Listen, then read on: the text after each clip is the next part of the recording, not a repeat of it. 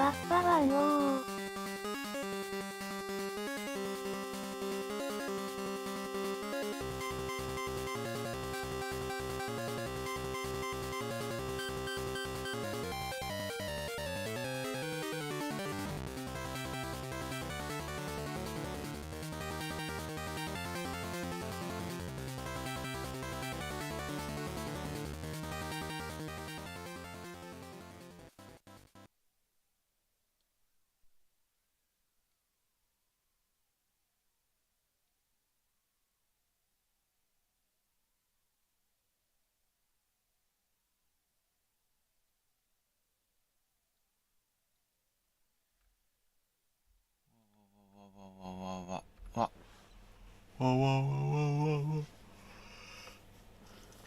今日的こんにちは。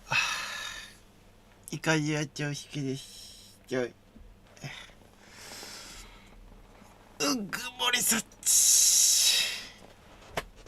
さて、よっこらしょった。もやしチンと豚肉とそばを炒めます。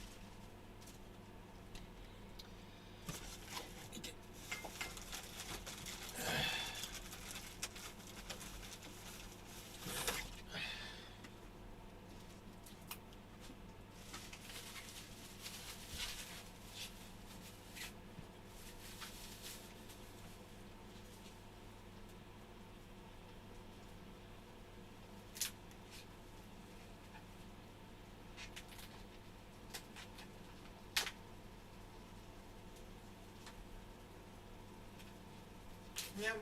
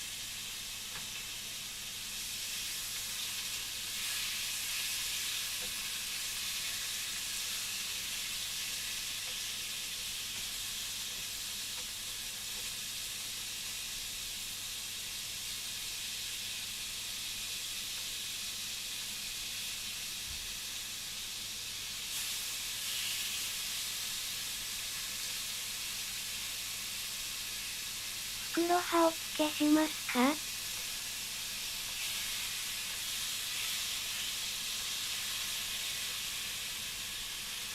温めますか？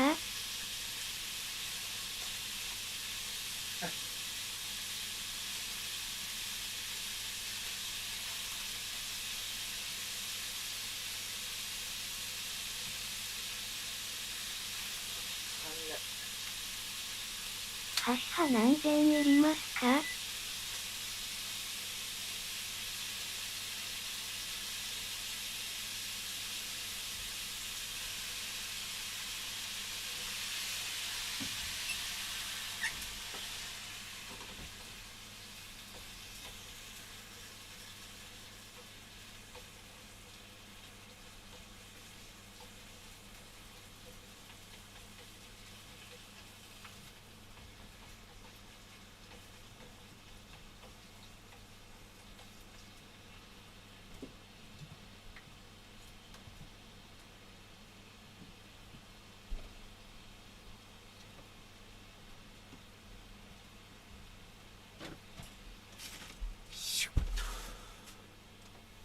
よっこいしょっと。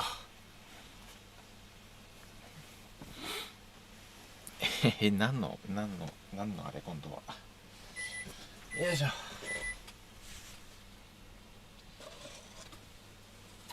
コンビニエンスストア。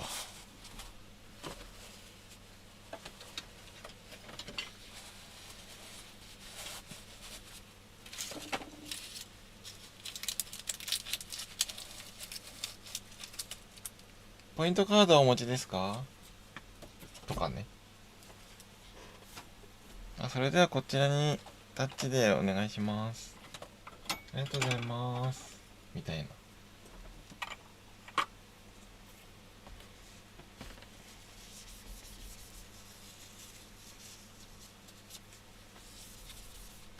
身分証明書のご提示をお願いします。いや、コンビニエンスストアだったら、あんのかな。タッチパネル、年齢のタッチお願いしますみたいな感じじゃない？明らかな怪しいと、やっぱりあるのかな。呼ばれるまで、白線の外から出ないでください。じゃあなんか混ざってる、それ、いろいろと。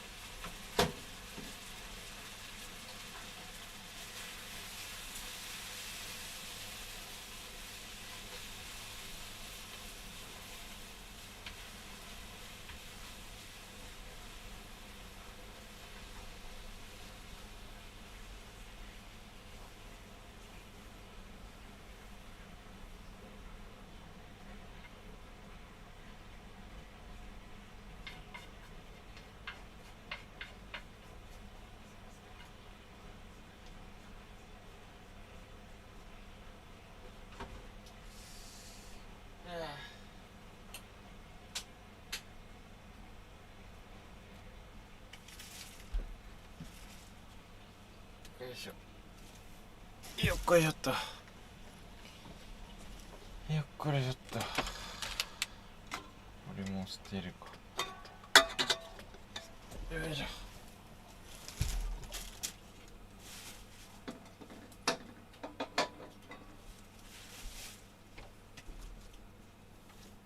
よっこいしょっと。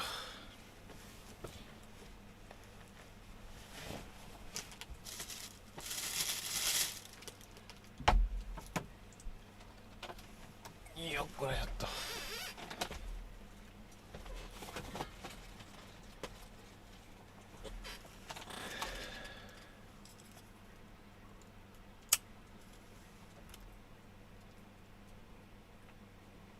生卵も落としちゃおうか。ニンニクもかけて、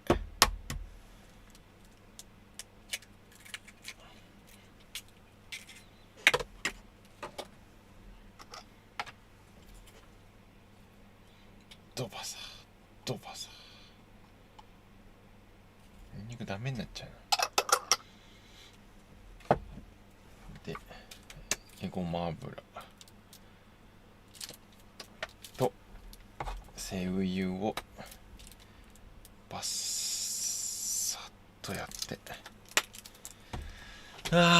うんちブリブリ。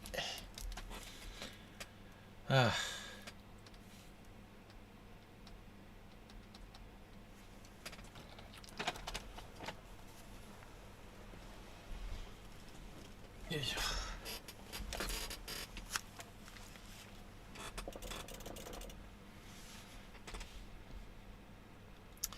鶏ま繋がってないや。よいしょ。DC25 の2023の4月の10日。まあまあ満足満でケピケピケピ。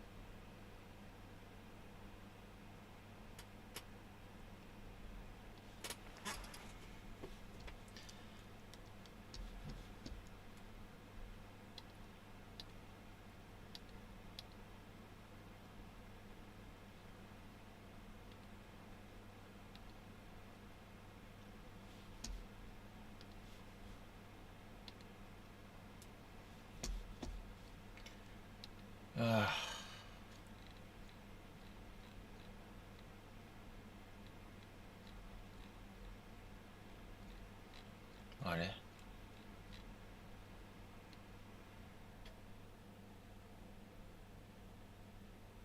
北入さん、北入さん、これ絶対案件だろ。これ案件ってか出来レースだろ。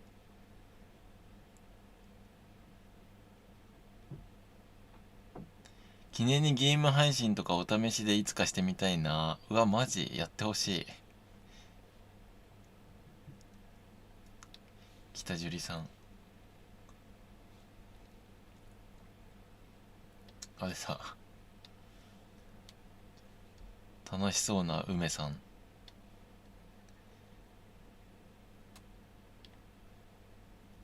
ストロクに向けてでしょうね。どういうこと？頑張れジュリちゃんの T シャツがみんなでハッシュタグをつぶやけば応募できたのね。で、北村さんにももらえたよっていう。北村さんもらってたよっていうね。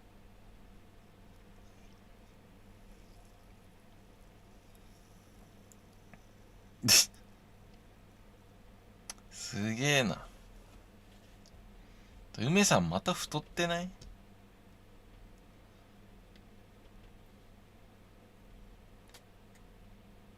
腹出とるよな。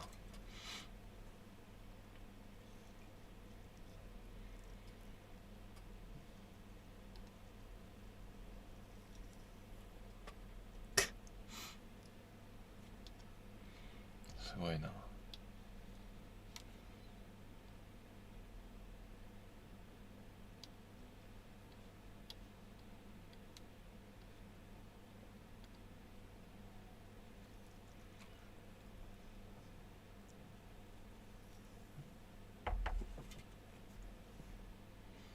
あ、もちろんモダンタイプで10位極めます。あ、やるんだね。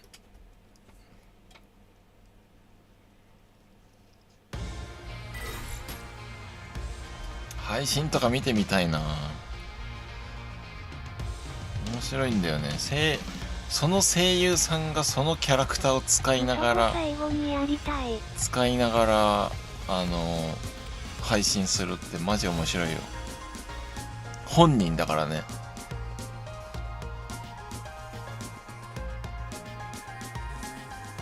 なんか面白い。い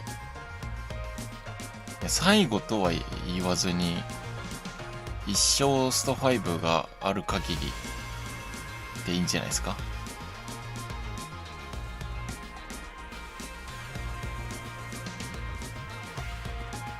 スト4だってね、時々戦う時あるしね。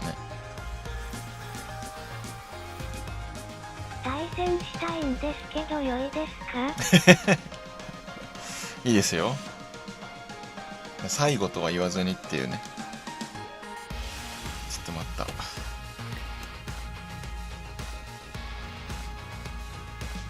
最後にやりましょう。最後はちょっとあれだよ。本当の最後になっちゃうね。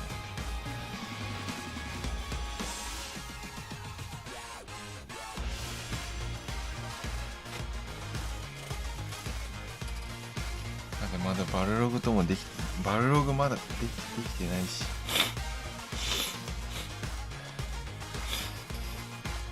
よいしょ。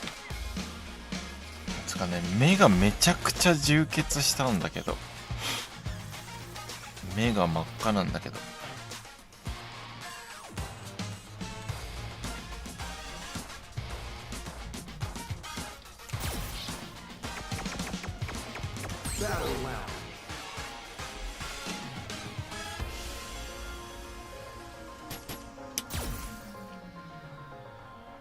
どうだろう。アレックス、ギル、ジュリでいいっすか？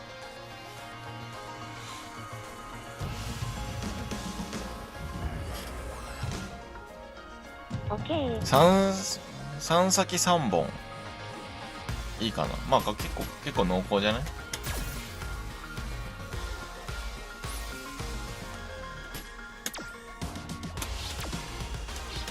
どうやってんだっけか。そうか。まだいない。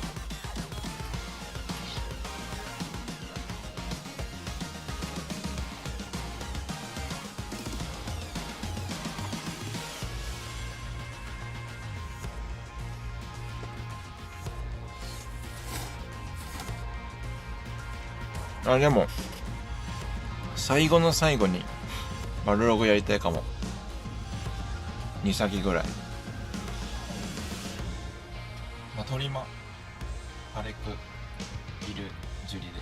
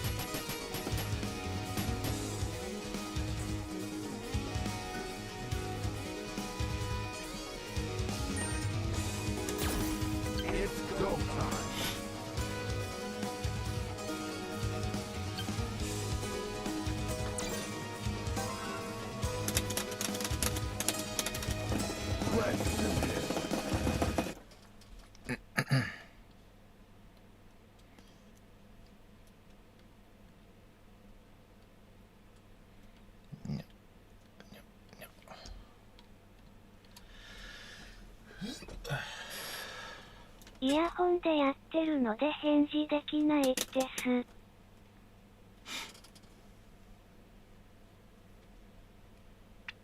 どういうこと？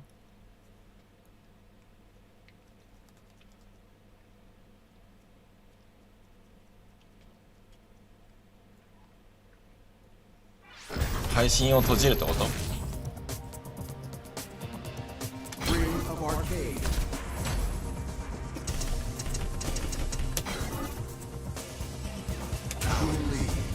？Now, let's begin.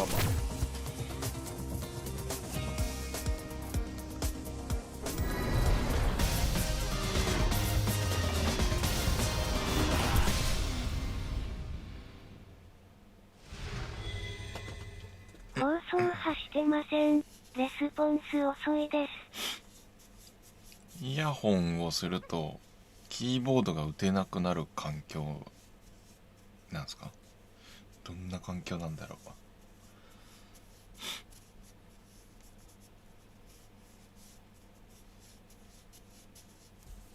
まあいいのだ。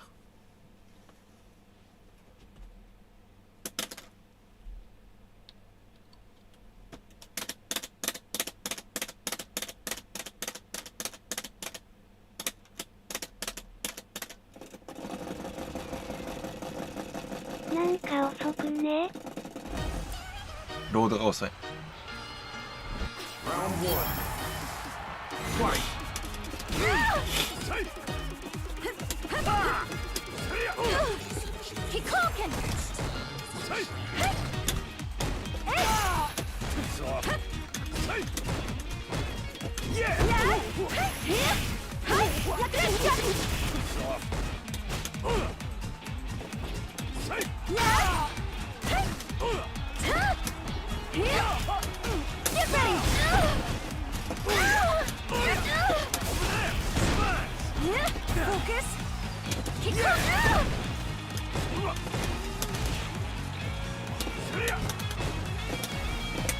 やってる。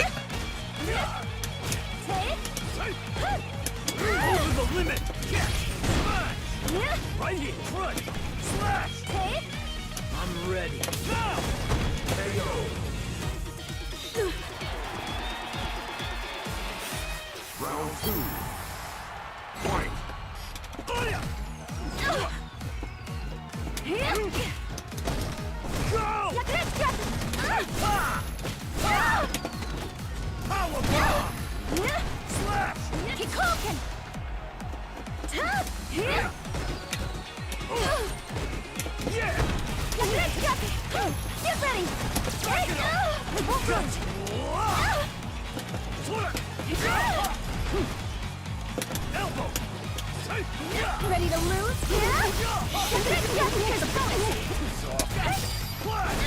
I'm ready. Elbow, yeah. Okay.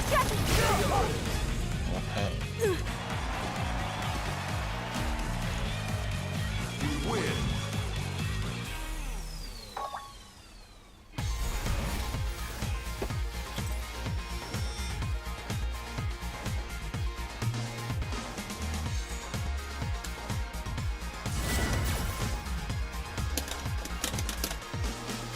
Round one. Fight. Kikoken! Elbow. Kikoken! Kikoken! Go! Do it! Get ready!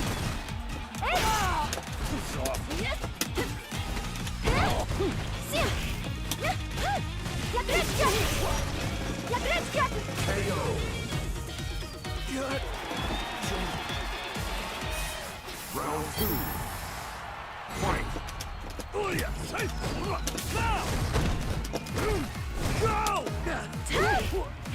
Now! Go! Go! Power bomb! Slash! Go!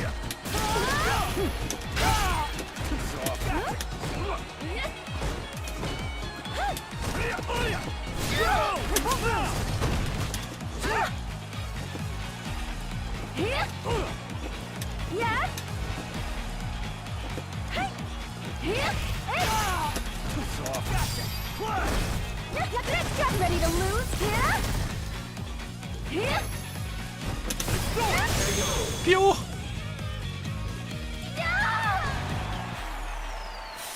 Final round.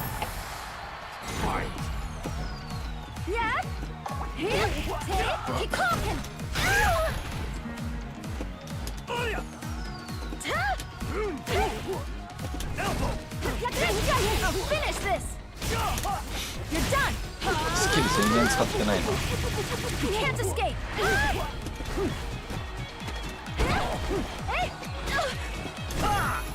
Oh yeah.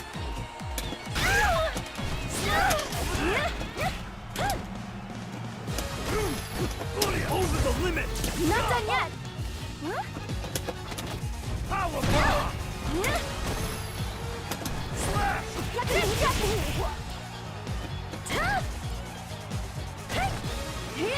I'm ready. Get ready! Now. Slash. Yeah.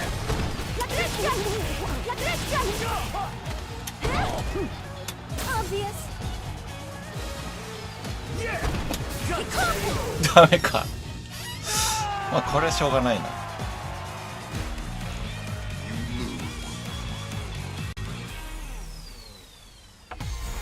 ストンプだったな。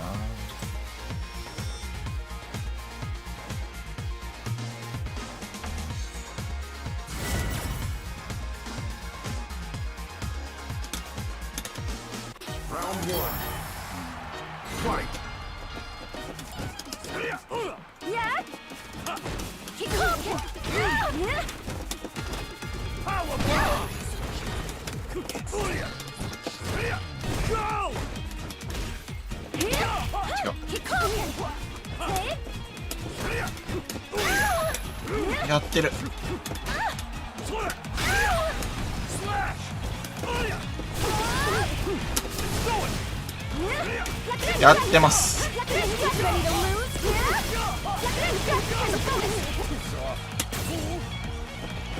Over the limit.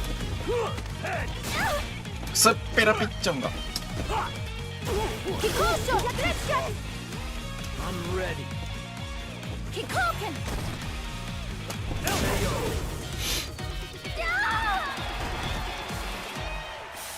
Round two. Fight. I'm ready.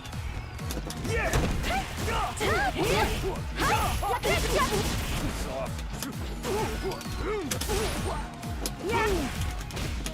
Attack.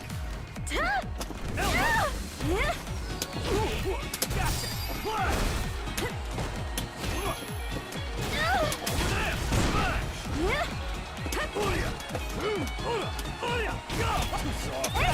Fly. I'm ready. Ready to lose? 今いけたかな。 Keep close! Keep calm! Keep close! Over the limit. うわマジか。 Go.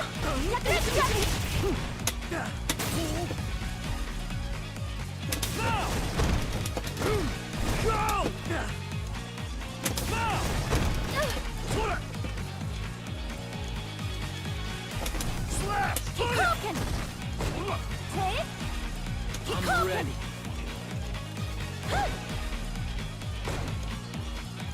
Elbow. Keep talking!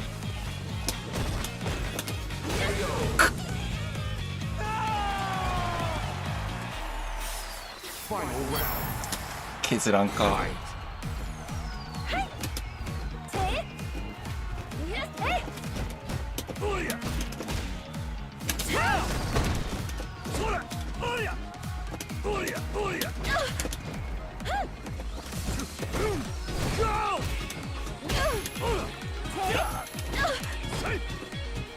Booyah. Hyper bomb. うわちげ。 Over the limit. I'm ready. Ready to lose? Yeah? Keep close! Yeah. Keep close! うん。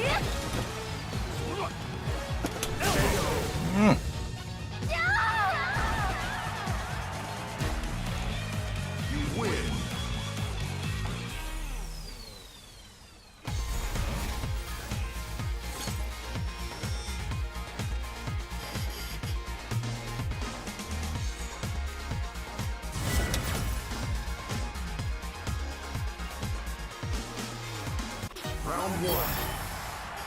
Fight. Kikoken! Hey! Tap! Here! I'm ready.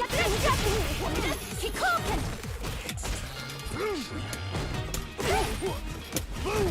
Yeah! Here! Hi! Here's a bonus! Hey! I'm ready. Hey! Yeah! Tap!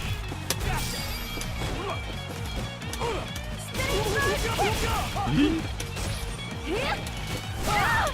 Over the limit. Not done yet! Good. Round two. Fight. Hey! I won't I'm lose! ready. Yeah! やってない。 Tap! マジで。 Go. Yeah! Hey! Tap! Hey! Tap! I'm ready. Yeah! Elbow. Yeah. Hey! Get ready! Hey! Get ready!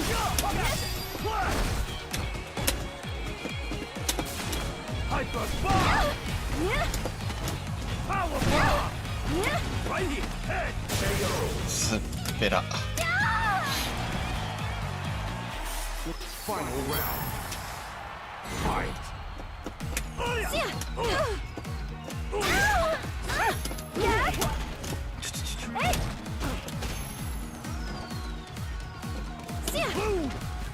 Tap!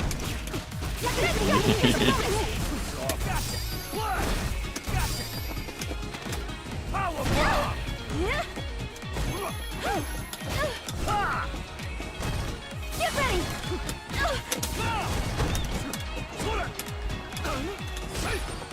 Obvious! Yeah! I'm ready. Kikoken! Hey! Yeah! Elbow. Ah! Over the limit. Not done yet! いや今 Here's a bonus! Hey! Get ready! Hey! Hey! Kikoken! ふうラッキー。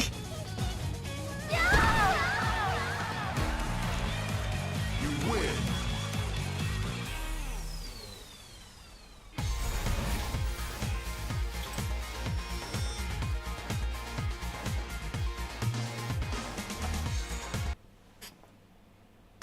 It's go time. Let's do this.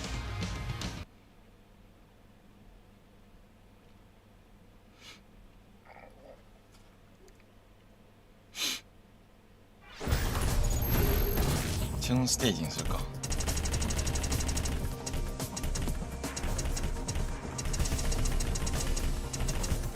あれない。あった。 Bustling side street.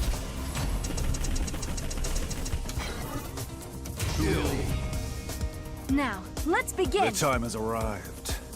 Come.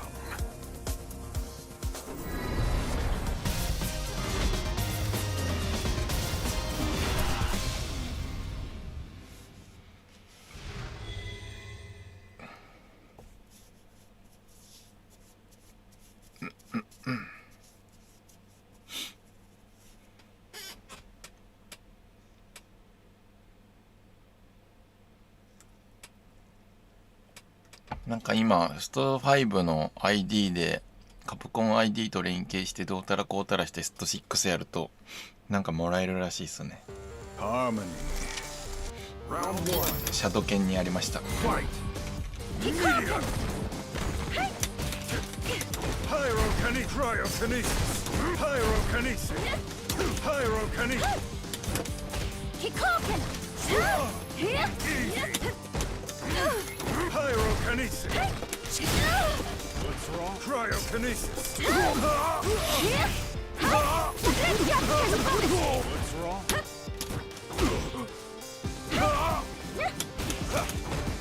Become. Here's a bonus. I should burn you. Can you enjoy the pain? Cryokinesis. Can you enjoy the pain? Cryokinesis. Cryokinesis. Meteor. Cryokinesis. いやこれ当たらんか。引き台系か。 Round 2. Fight. Meteor. Submerge. Terrorists under submerge. Scatter. Recall. Submerge. Meteor. Cryokinesis. もうなんでミスるかな。 Recall. Meteor.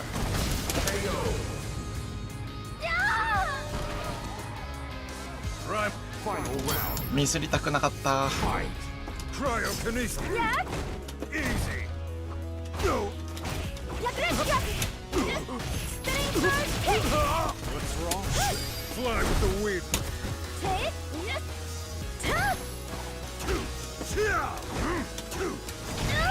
Cryokinesis. Stand aside.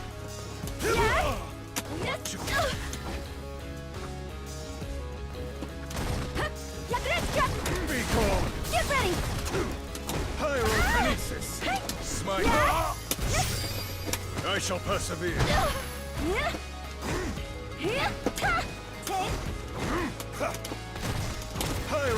Cryokinesis. Cryokinesis. Ready to lose? Oh, finish this! お You're done! You can't escape! It is God's will. Time to return to harmony. Seraphic wing.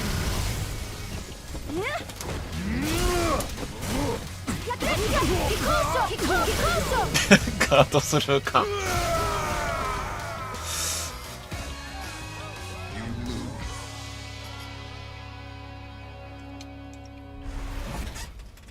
朝から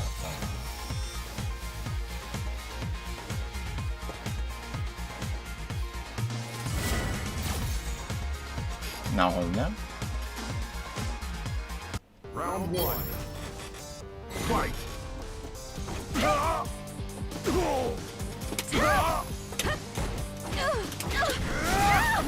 Meteor. Easy. Submerge.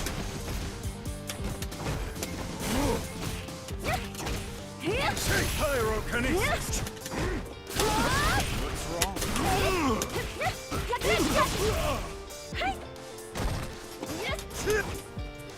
悲しみの。 よ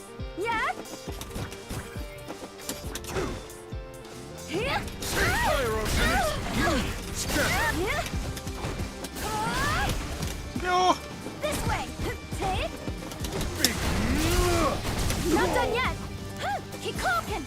Hey! Can you enjoy the pain? Can you enjoy the pain? Cryokinesis. Can you enjoy the pain? Cryokinesis. Meteor strike. Cryokinesis. Meteor strike. Cryokinesis. Fall down. Disappear.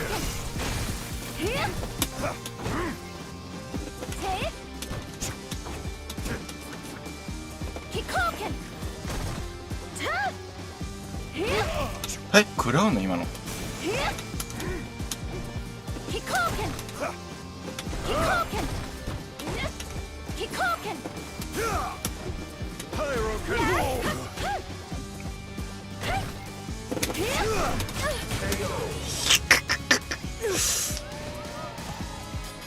It is Round 2. Fight.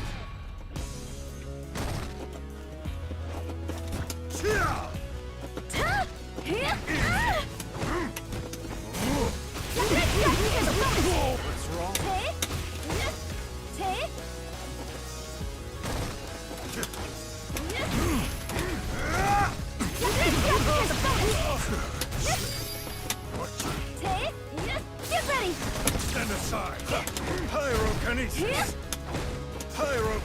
やってる。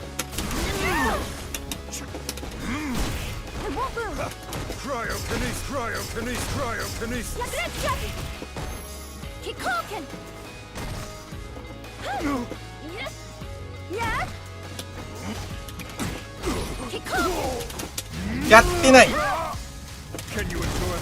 やってんだよな。やっ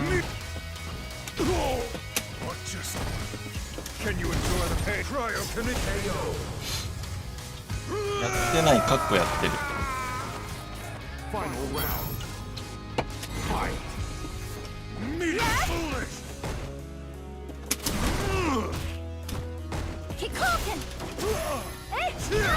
Cryokinesis.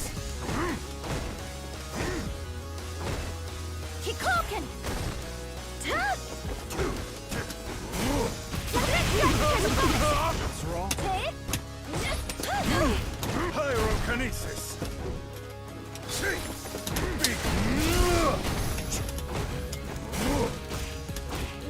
Get ready! Just can you endure the pain? Meteor cryokinesis.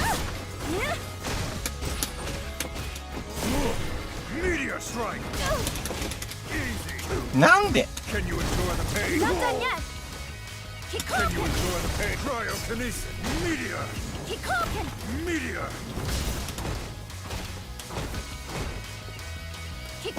Meteor. Pyrokinesis.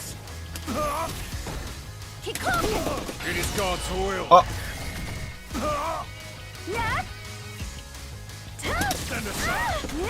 Meteor. なんで回してんの。 You lose. なんで前捨てめっちゃしてんねん。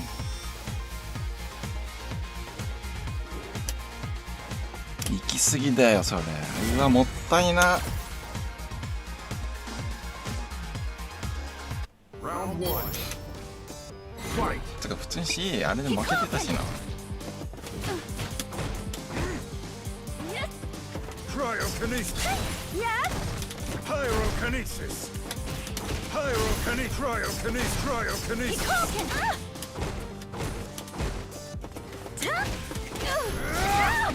Meteor. Obvious! Cryokinesis. What's wrong? Be calm. Pyrokinesis. Cryokinesis. Ready to lose? Stand aside. うわダメだ。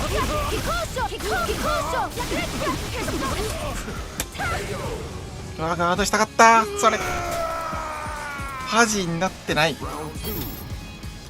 Fight. ガード投げしたんだけどな。 I shall persevere. Easy. Be calm. Cryokinesis. Pyrokinesis.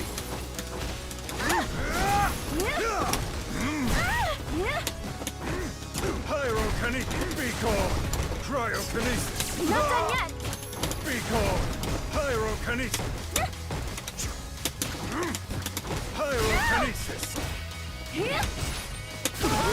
What's wrong? Meteor. Not done Pyrokinesis. yet! Pyrokinesis. Prime. Final round. Fight. Meteor. In my grasp. Cryokinesis. Cryokinesis. Cryokinesis. Go. Pyrokinesis. Meteor. In my grasp. Obvious! Ready to lose? Stand aside. うわ出んね。 What's wrong? Fly with the wind. Meteor. In my grasp. Meteor. Scatter. ひょー。いや今普通のラリアットやって CA の方がかっこよかったな。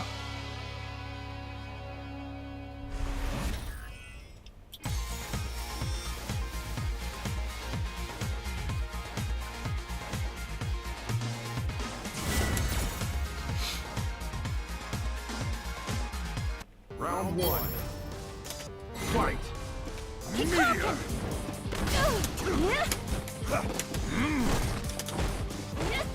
Scatter. Pyrokinesis. Be gone. Submerge. Meteor.やってる。 Fly with the wind. I shall persevere. Cryo. マジ出ないんだけど。まさか出ねえや。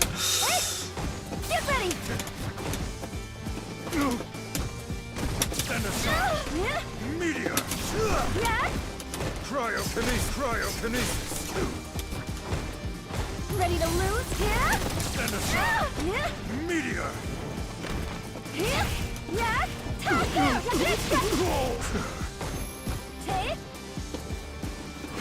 Disappear.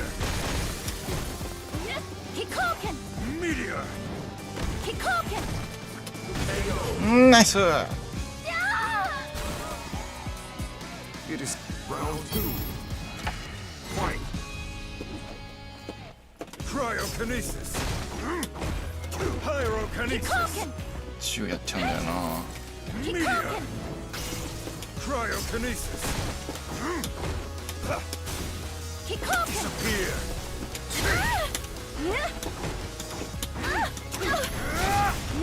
Meteor. In my grasp. Meteor. Scatter. Scatter. Meteor. Submerge.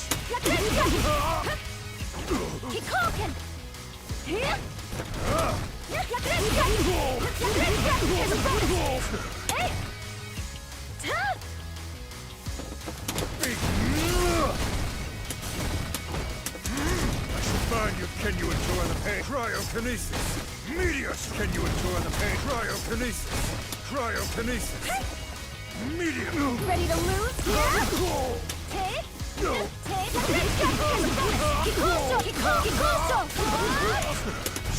Fly with the wind. なあ。 You win.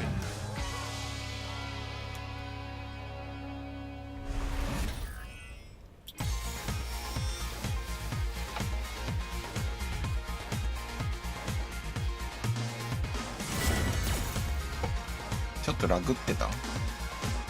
Round one. Fight. Meteor. Easy. Pyrokinesis.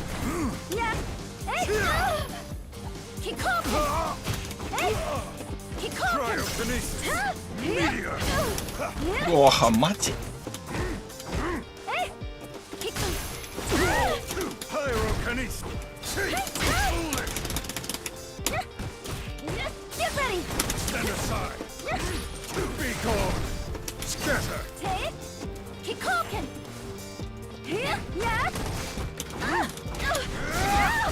Meteor. In my grasp. Meteor. いいよ。 Prime. Round two. Fight. Cryokinesis. Cryokinesis. Smite you. Foolish. Cryokinesis. 間に合わない。 Pyrokinesis.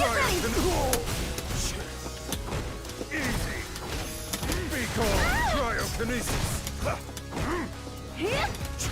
Cryokinesis. Meteor. Pyrokinesis. Get ready! Pyrokinesis. Be gone. Meteor. Kikoken! Meteor.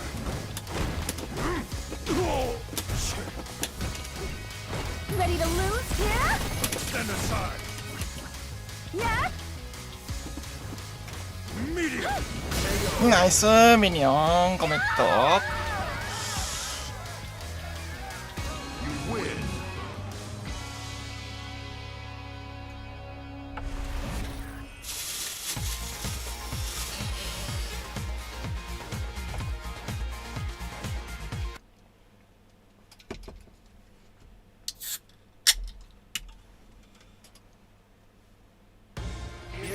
time. Let's do this.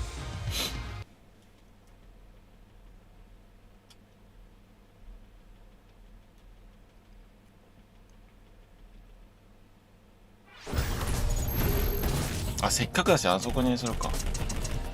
すごいとこ。Bring a prize.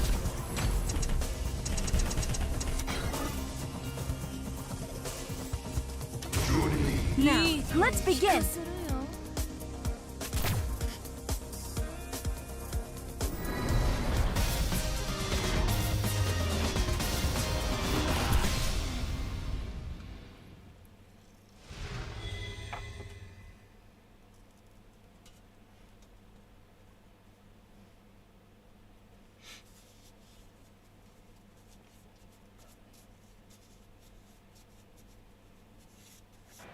Round one. Fight. Kikoken!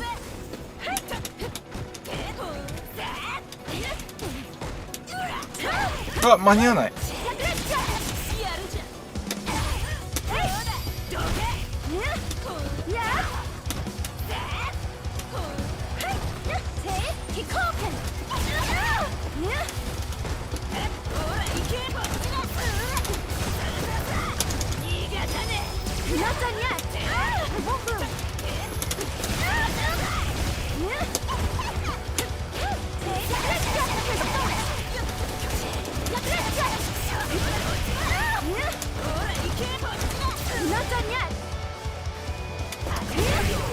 ダメ。ちょっと男の子すぎたかな。いってー、足長い。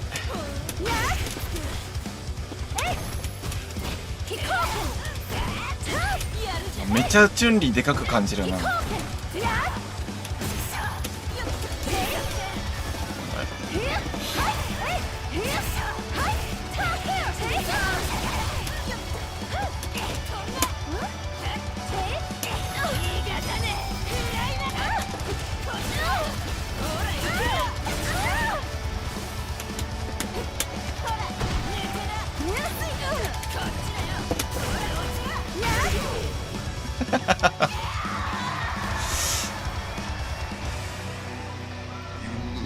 匂ってたかな。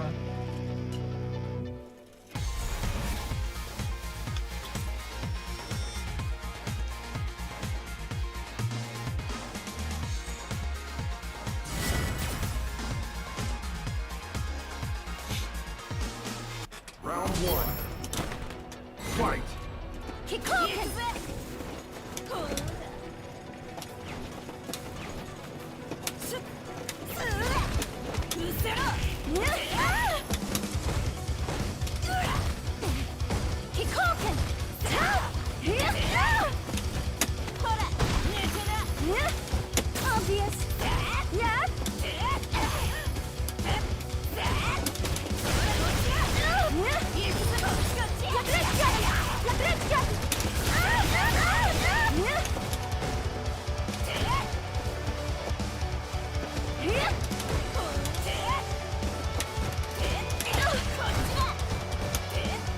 Ready to lose? Yeah? うん。Round two. Fight.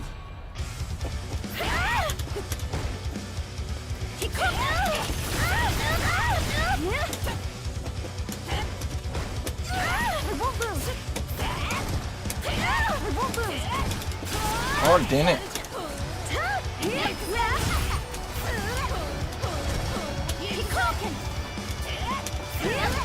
出ねえ、昇竜拳が出ない。も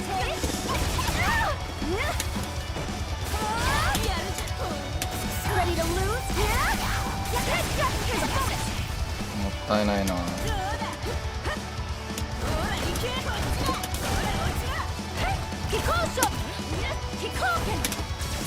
やってない、犬かけ。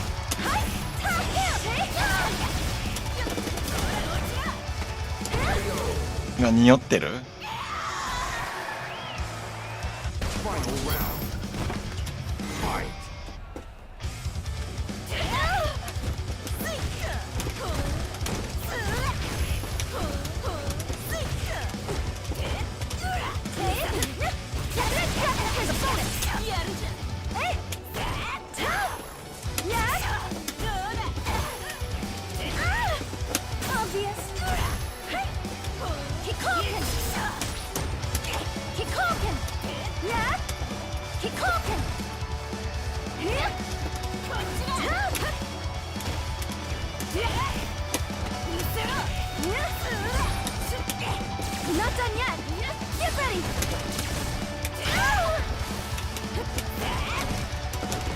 あれ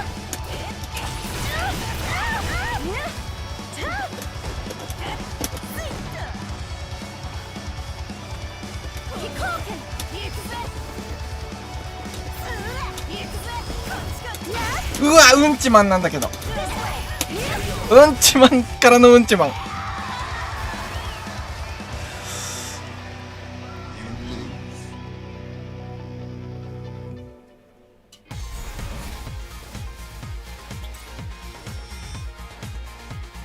足が、いや当たったと思ったけどな。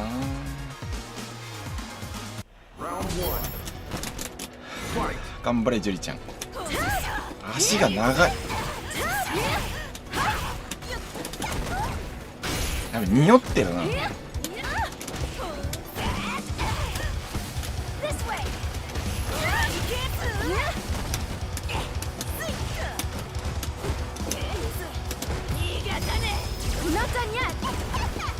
やべ、匂ってる。や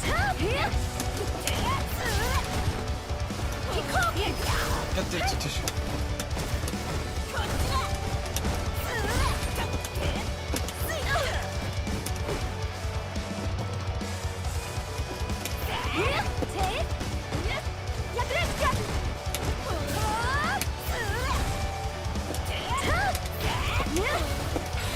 いけるこれ。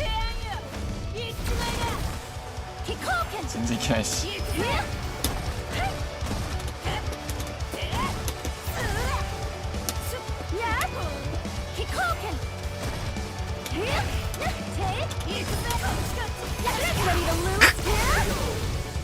いや絶対違う今の。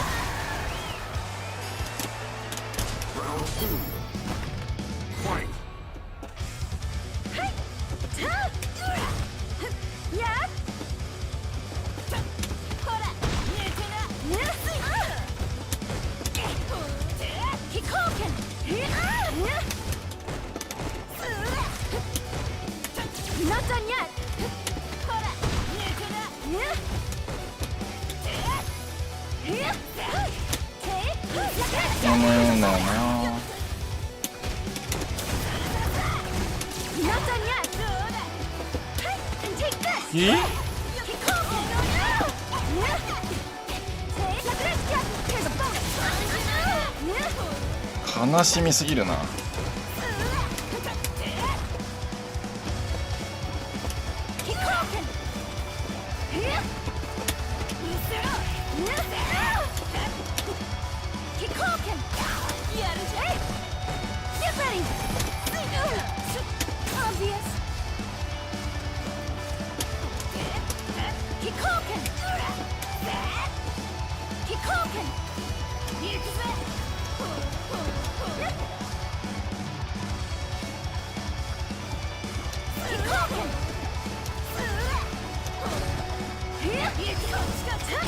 いやあれ届かないよ。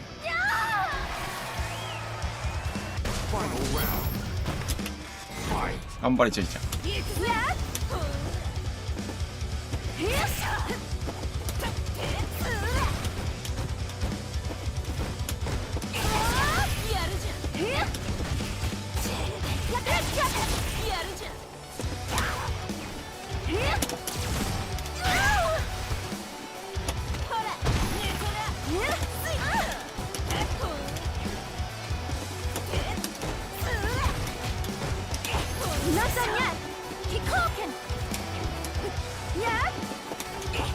やっぱりチビや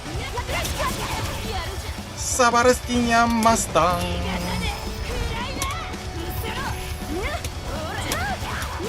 ン。悲しみなんだけどそれマジ上入れっぱ。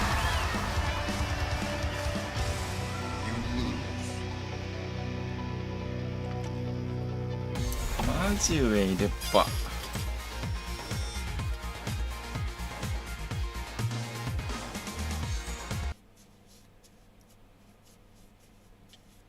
これ普通にバルログいけるかも。これ最後バルログで。Let's do this. 技出ないのが嫌だね。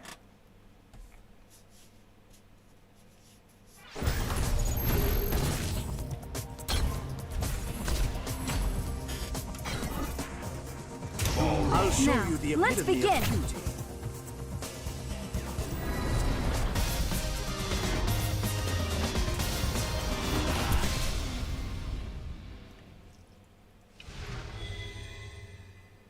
さあどうなるでしょうか。俺は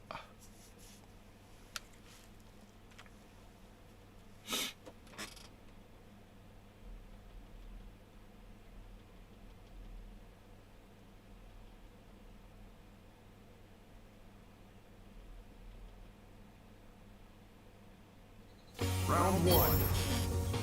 Fight. Keep talking. It won't move. 出ない。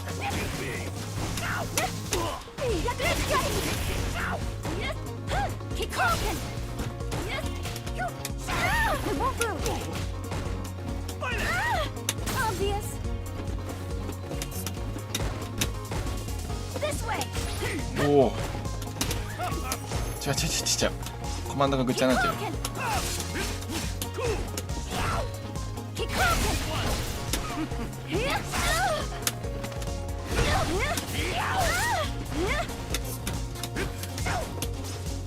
Keep talking.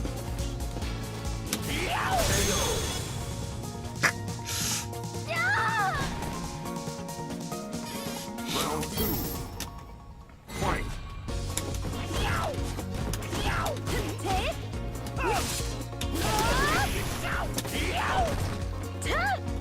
Keep talking. Here. おお。 Keep talking. Hey. Keep talking. Yeah. Keep talking. Keep talking. Keep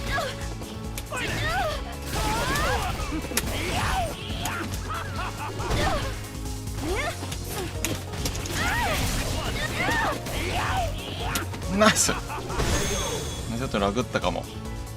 ごめんなさい。 You win.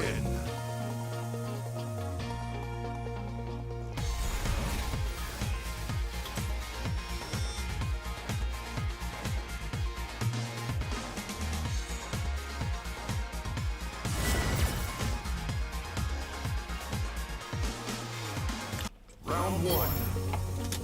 Fight.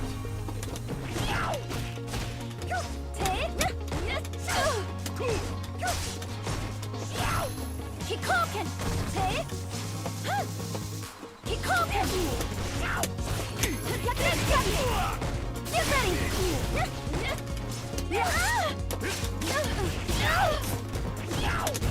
I trap.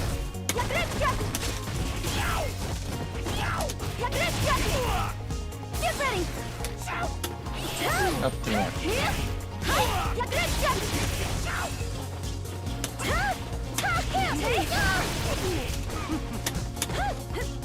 Keep talking. Here. KO.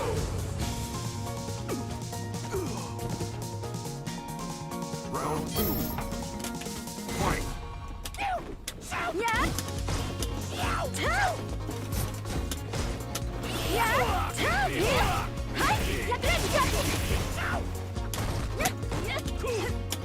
おい。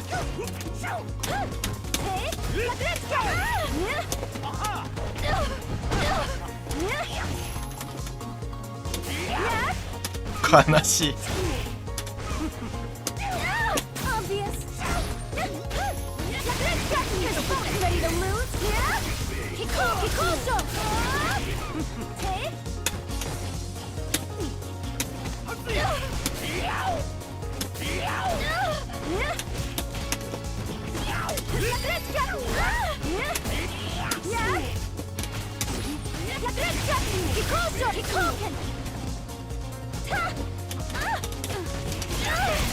うひょー、危ねえ。Final round. Fight. Yeah.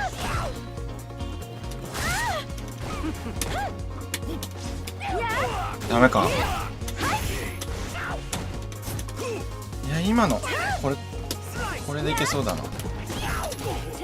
Get ready. 悲しい。 Get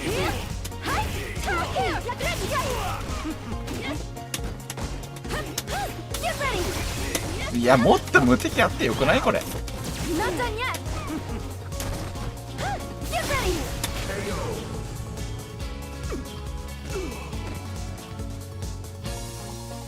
You lose.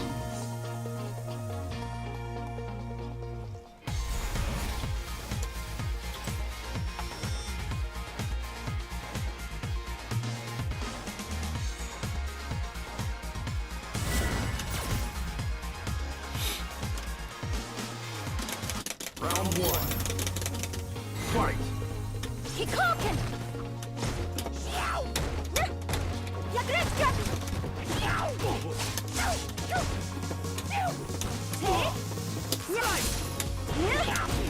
Get ready. Get. あれ何入るんだろう。 Keep talking. Obvious.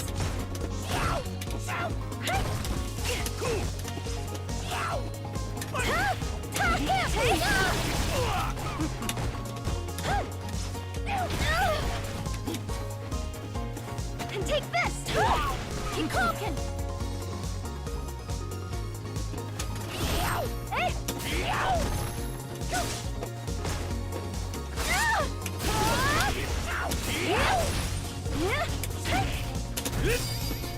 And take うわ this. 何やってんの。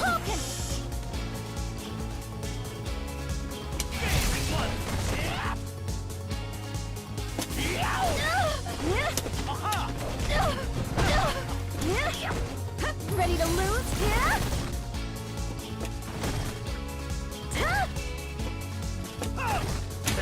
ダメか。 Round two. Fight. リスク高いか。 Get ready. あれ当てたら何すればいいんだろう。 Obvious. Get ready. Get ready. Get ready. Get ready. Take.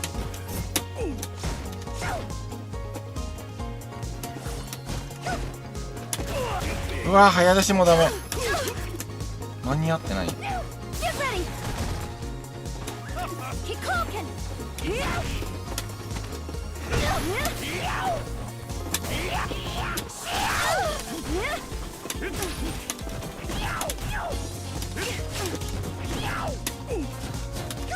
Ready to いやうんち。お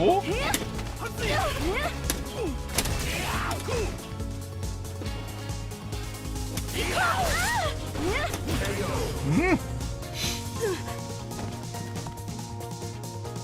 Final round. Fight.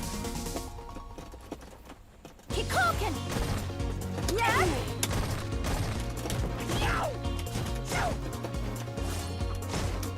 Keep talking.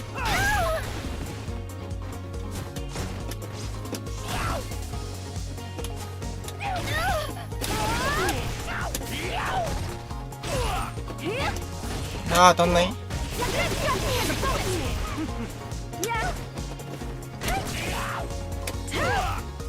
点が当たんないってやばいな。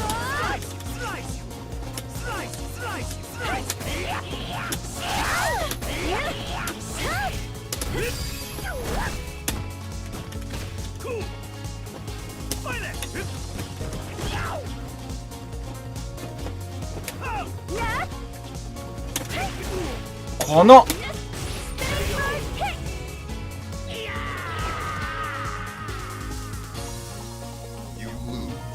あのジャンプ大パンチは大きい。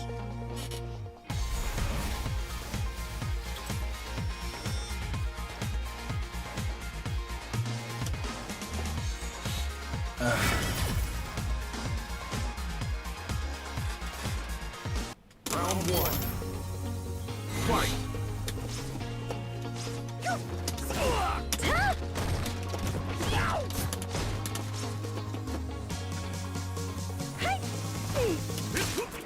いやマジ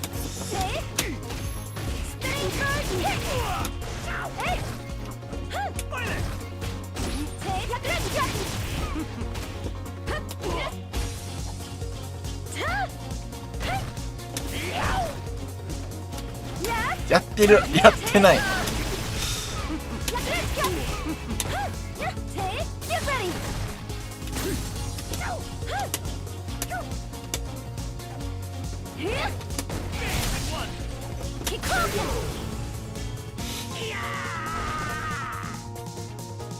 Round 2. Fight.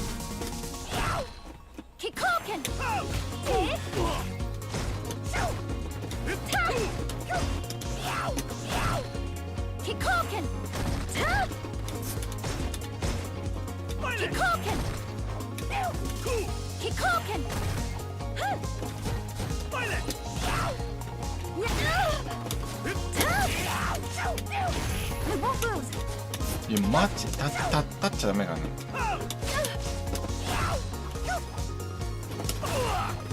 今ので勝てないの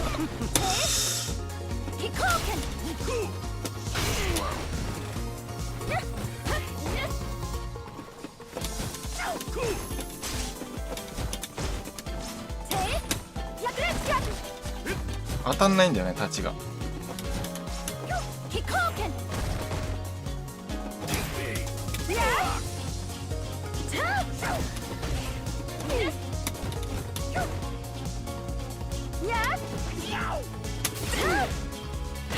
悲しいな。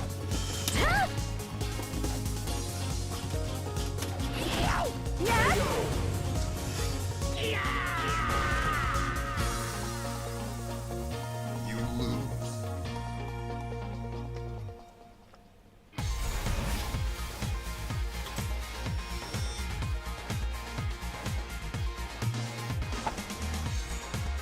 誰でした。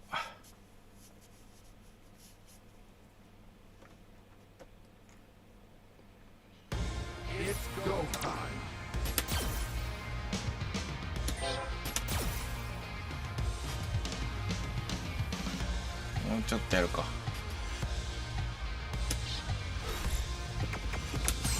引退します定期。いや技出ないのマジな。なんとかしてほしい。ちょ。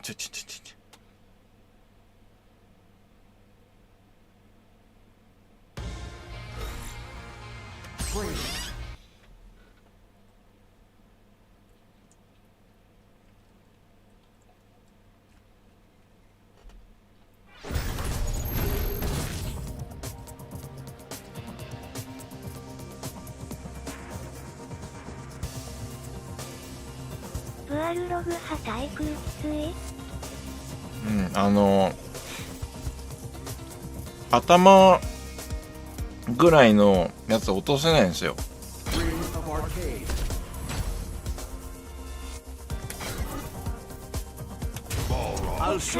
ブアルログめっちゃ様になってる。全然じゃないけんまだ。あなたの未来占ってあげますよ。コンボとか全然。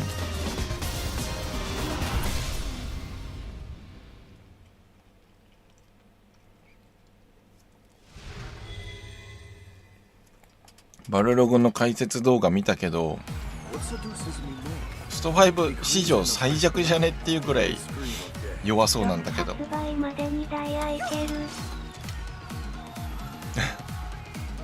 で対空がこの爪なしのこれなんだけど、これって手の部分なんだよね、攻撃判定が。あとは立ち台系なんだけど、これも足のつま先らへんなんだよね。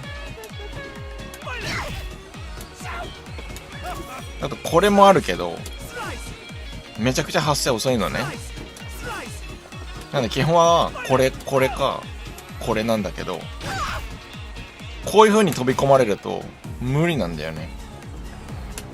でやることはこれ空投げらしいんだけど、これ空投げ、まあ、あるらしいんだけど、えぐいと。空対空も潰されまくってない？さっき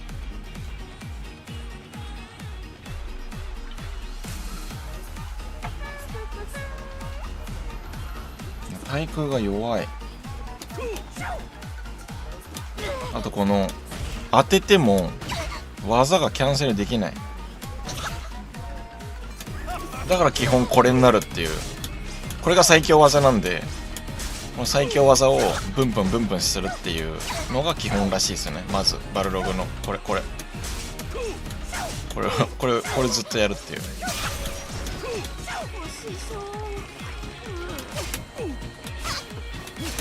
基本投げられない。これ当て投げができない。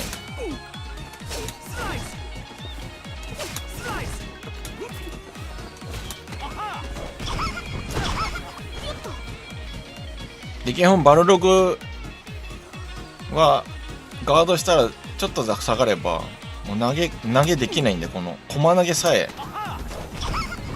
範囲クソ雑魚なんで、詰めなしなんだけどめちゃくちゃ範囲狭いんで、もう弱でも範囲でっかいバージョンでも吸えないんですよね。これちょっとでもガードしたら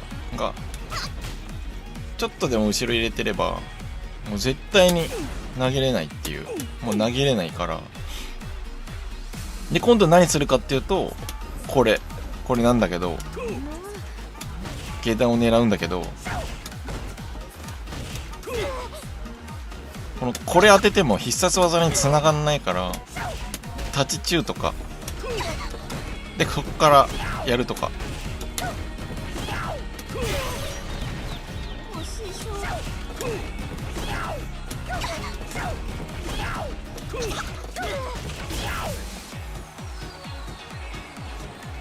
で今までありがとうございました。でしかも爪ついてると違うっていうね。だからついてるついてないで立ち回りを全然変わるっていう。立ち回りというかコンボか。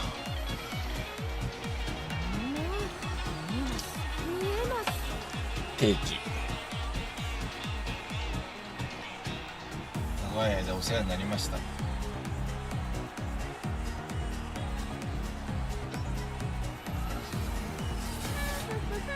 ついてるついてない、どっちトランス。そう、それをついてるかついてないかで、ついてない状態のついてないかで、ついてる状態のついてないかからスタートしてるかどっちかを知っとかなきゃいけないから、ついてる状態でついてない状態にしてるのか、もともとない状態でないのか、そこもねちゃんと分かっとかないとね。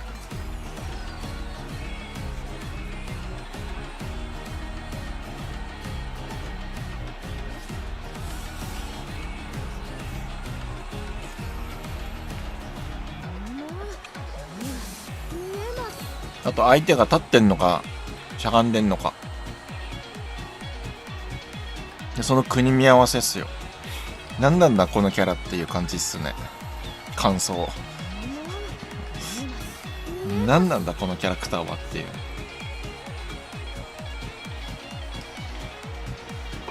4とは全然違う。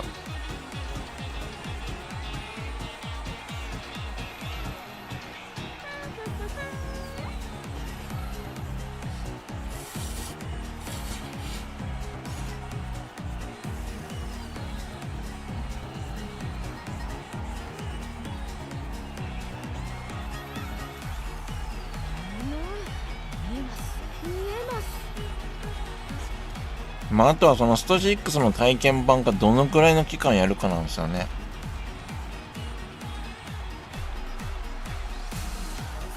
1週間ぐらいやるのかな。大型連休。見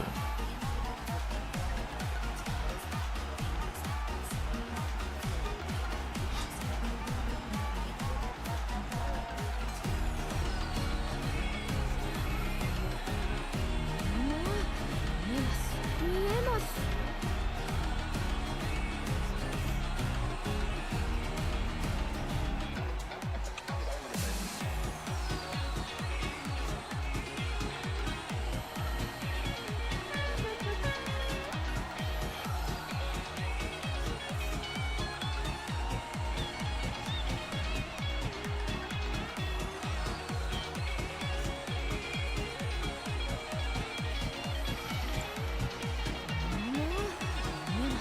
見えます。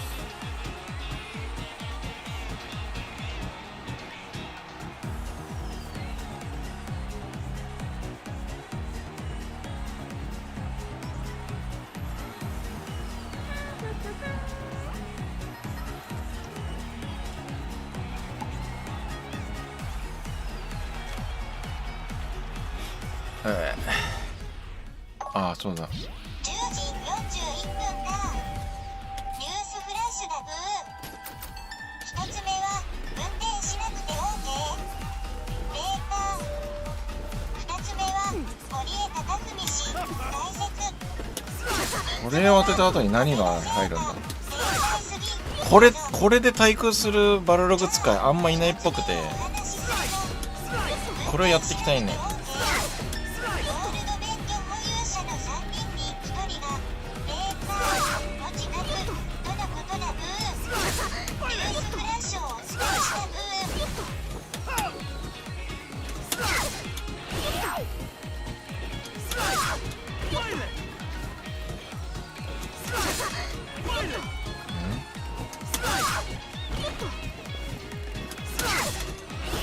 無理か。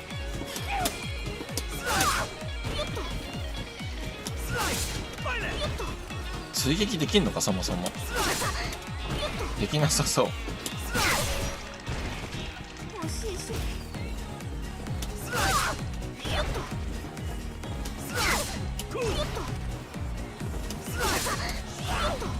できないな。あっちゅういけんのか。こことか。惜しいしょ。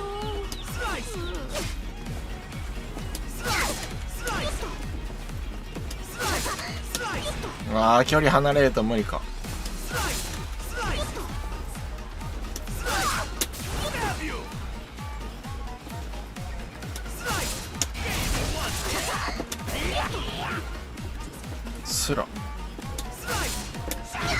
すら入るね。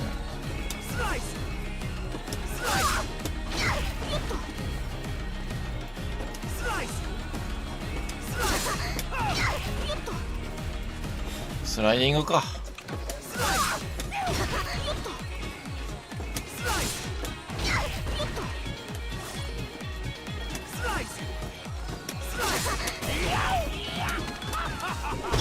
まあ、ゲージがあれば。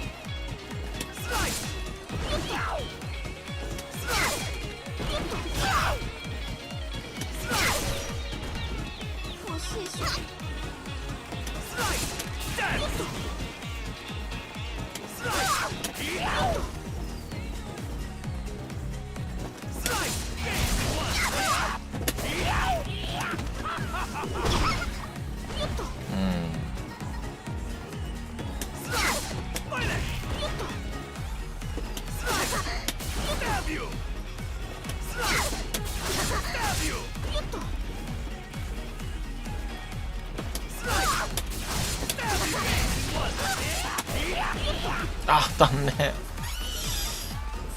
まあスライディングだな。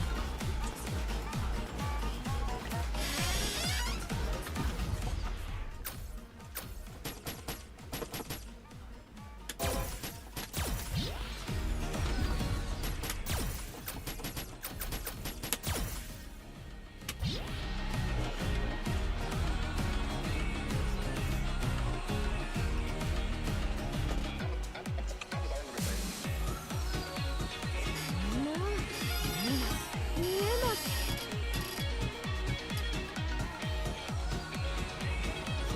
あ、LOL のこれ見たいんだけど。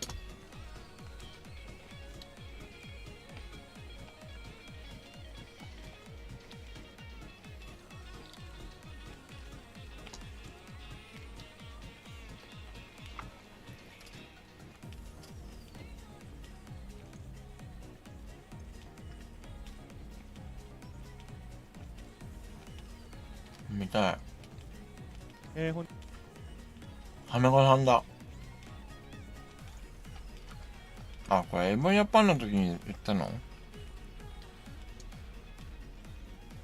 ?25 分長えな。皆さんお集まりいただきましてありがとうございます。ライオットゲームズが開発中のプロジェクト L について、プロデューサー陣のお二人にその開発について、その開発の哲学についてお話を伺うという時間となっております。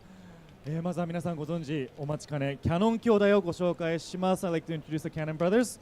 Tony and Tom、トニーとトムの2人がエボの創設者でありまして、エボの生みの親のお二人ということなんですけれども、現在はライオットゲームズに所属しております。そしてインタビュアーはハメコさんです。ご自身もプレイヤーであり、実況解説 MC としても多方面で活躍されているハメコさんです。はい、ご紹介に預かりましたハメコです。今日はですね、このキャノン兄弟のお二人にですね、格闘ゲーム哲学についていろいろ伺っていきたいと思います。まずですね、お二人がですね、このエボジャパン、そしてエボリューションの創設者でありまして、そして、リーグオブレジェンドの格闘ゲーム、待望の格闘ゲームですよね。プロジェクト L の、開発に携わっているということはですね、ここに詰めかけている多くの方が、知っていることではあると思うんですけれども、このお二人がどんなことをこうしてきたのか、パーソナルな情報について、そんなに詳しく知っている方っていうのは多くないと思います。ここでですね、格闘ゲームに関わっていくそのルーツですとか、バックグラウンド、そこについてまず改めて聞いていきたいと思います。So many people know that you two are the founders of Evolution Evo and now executive producer and technical lead of Project L, but not many people probably know about your background and how you were brought up. So today we like to know about your roots and background, how you became to enter the game industry and how you became to enter the fighting games. So could you please tell us about your background in general? Yeah, absolutely. First, thank you for having us. We're both very excited to be here in Japan. I have been playing and been around fighting games for my entire adult life. I remember I first played Street Fighter II back in 1991, and I was just amazed by the graphics and the idea of playing a game as competition. So I played Street Fighter as a, esports wasn't a thing back then, but I played competitively, going to tournaments in Chicago and New York. I tried to make it out to Japan for some of the tournaments here, but I wasn't good enough, but I tried. And so after having played a lot and really enjoying tournaments, Tony and I, that's when we decided we would try to make our own tournament. And that's where Evo comes from. And so we started Evo in 2002. And it was a small tournament then. We had, I think, 64 players the first time. And we've just stayed at it year after year after year, and it's grown to what it is today. Around 2012, we decided that the next step for trying to make fighting games better and contribute to the fighting game community was to try to make our own fighting game. Now, we had never made a game before, and so that was very challenging. We started making our first fighting game for PC, which was called Rising Thunder, and that was made very quickly with a small team in about 18 months. はい、これはい、ストリートファイターのツイートで反省してるぞ。偉い。Riot games. We learned a lot about making games, and we thought that if we teamed up with Riot, we could try again and make something that could really be something that we hope is special. And so several years later, right, now we're working on Project L. ありがとうございます。そしてじゃあ聞きましょうか。はい、さらに。Oh, unsurprisingly, our backgrounds are very similar. We both played in arcades in the 90s. ちょっと今冗談なんですけれども、驚くほど背景バックグラウンドが似てるねっていうような、双子なんでね当然なので今ちょっとしたジョークを挟んでくださいました。Go ahead. We Go ahead. なのでほど in the 90s are very similar. さらに Unsurprisingly, our backgrounds are very similar. We both played in arcades in the 90s.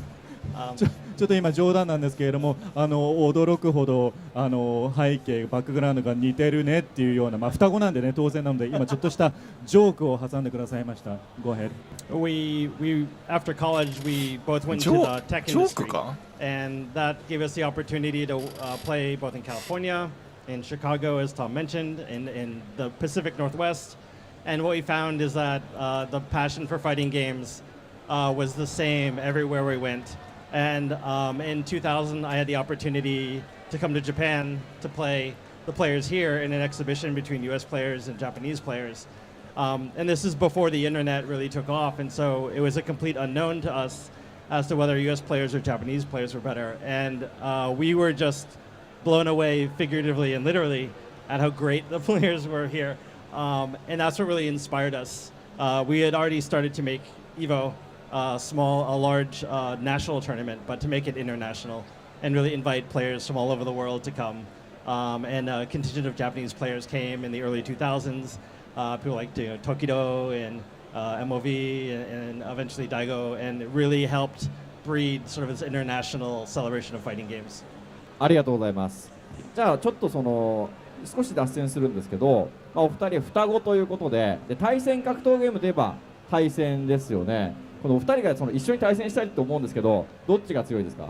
So this is a kind of we're gonna ask us very funny question. So because it's a fighting game, Very funny have you question. ever battled against each other? And the question is, which is stronger? Who is stronger? I want Tony to answer this question. Yeah, thank you. I appreciate it. Actually, the first tournament we ever played in was in 1991 in New Mexico. And we met each other in the finals. Yeah, and Tom won that tournament. He was playing Dalsim, and I was playing Guile in the original Street Fighter 2. And that has been the case for the rest of our competitive career. Tom has always been a little bit better. 補足しておくと、ストリートファイター2、ダルシム対ガエル、大体ダルシム勝つんで、キャラが強いですね。No, no. Your skill is good. キャラクターの問題でなくてスキルが良かったから優勝したというふうに言っております。はい、ありがとうございます。先ほどね、お話の中で、いろんな大会に出る中で自分たちもやりたいということで、エボを2002年に始めていった。そして、そのルーツには、2000年にあった日米カプコンゲーム日米決戦という大会がありまして、自分も実は見に行ったんですけど、その存在が非常に大きかったという話を、されましたよね。なんでしょう、どんな大会をモチーフにしたとか、どこから影響を受けたのかってもう少し詳しく聞けますかね。So you mentioned how that you had that experience in the 1991 tournament and also the 2000 tournament, the Capcom US versus Japan. Actually, he was there to see it, and so I'm sure a lot of tournaments inspired you to making EVO. But could you be more specific? Do you have any specific tournament or games that you had in mind when you were trying to make EVO, or do you have a specific person that inspired you? Could you be more specific about what kind of gave you ideas for EVO? One of the very first EVOs we did, I think it was EVO 2004. I hope I get this right. Third Strike, Street Fighter 3 Third Strike, where the U.S. players were very excited about that game, very passionate about that game, and we had a 5-on-5 competition between the United States players, the very best in the U.S., and some players in Japan who decided to come. Tokido was one of them. It did not go well for the United States. We got destroyed. And so when we saw how far we could come to get better, and we saw like the very, very best play, the international competition and how exciting that was the inspiration for us to try to make EVO as big as it could. And then, of course, at the same event, we had the famous EVO Moment 37, right? And it's hard to underestimate, before the internet, we didn't know that the parrying the entire super was possible. And so to see something that you didn't even think was possible, it expanded what we thought was possible in the game. And I think that's the number one inspiration. それらを生かして広げていったということなんですね。トニーさんも何かあればなんですけど。Tony, did you want to add on to anything? Oh, yeah. I think even before EVO, we were running tournaments in the late 90s. And we did it because there was such passion behind the game of players who wanted to come together and see who was the best, right? And really just play together. Fighting games are very competitive, but they're games that create friendships and lifelong friendships. And we wanted to create an event where anybody who loved the game could come and play and come and compete. That's been very important to us, which is why we still use an open format. So if you come and you're new to the game and you might get in a pool with Daigo, yeah, you can play Daigo and you have a chance. You probably won't win, but like it rewards like your investment in the game and you're part of the community, whether you're the best player in the world or someone who's new to fighting games. That's been very important for us. ありがとうございます。それはちょっと話題を変えていきたいと思います。お二人と格闘ゲームの、関わりの中で非常に重要なこととして、ロールバックネットコード GGPO の開発が挙げられると思います。2019年にはもうこの、ね、GGPO オープンソース化されて、現状今ではですね、メーカー独自のそういったロールバックネットコードも徐々に増えているというところがありますが、そもそもこの GGPO っていうのは一体どういう経緯でこの開発に着手したのかというところを改めて聞かせてください。So moving on to the next topic, we'd like to discuss GGPO. You being involved in fighting games, this GGPO is something that we cannot miss out on in the conversation. And it was became open sourced in 2019, and now other manufacturers are making their own rollback netcodes by their unique ways. So to begin with, how did you start developing these netcodes? How did it come to be? It was, wow. When the original Xbox came out, Capcom released Hyper Fighter, which was a game that I played in arcades. But I was very busy with work, and I didn't have time to go to arcades anymore, so I tried playing it online. And it used an input delay system, which doesn't feel good to a player. I was disappointed. And so in my spare time, I started looking at ways to improve netcode. And it really boiled down to I have a computer science degree, I work in a tech company, I understand networking, but I'm also a player, so I understand what feels good and what's necessary to make it feel good. And then just through experimenting with different techniques, I came up with rollback. And then some friends and I got together and just tried it. First we played, within California, and then we played California to Virginia. And then we played California to Australia, and it held up. And that's when we knew we had something, right? That was a pretty exciting moment. そういったところでお二人はそのイベント、エボリューション、そしてソフトウェア GGPO 2つの面で、この格闘ゲームの歴史に非常に大きく貢献しているというふうに個人的にも思っています。これらのその成功についてお二人はどのように捉えてますか？どういうふうに思ってますか？ So we spoke about EVO and we spoke about GGPO. So in that sense, both of you has contributed to fighting games, both through event and through software, and succeeded. And so, what do you think about the success that you have achieved through these two media? It's a little bit humbling. This is beyond what we dreamed of for EVO. And Tony made GGPO not to try to make $1 million, but to try to make fighting games better, which is why he open sourced it. And to see that kind of technology being adopted by so many fighting games, it's what we hope for. But we are always driven by what's next, what's the next thing we can do to try to make fighting games better. ありがとうございます。非常に興味深いお話でした。でここからはプロジェクト L こちらの話についても聞かせていただきたいと思います。このねお二人はやっぱりその格闘ゲーム非常に長い昔からプレイしているというところで開発を進めてくる上で過去にプレイした格闘ゲームの経験がどういうふうに役立った、と考えていますか？ So I'd like to move on to a topic that everybody here is waiting for, Project L.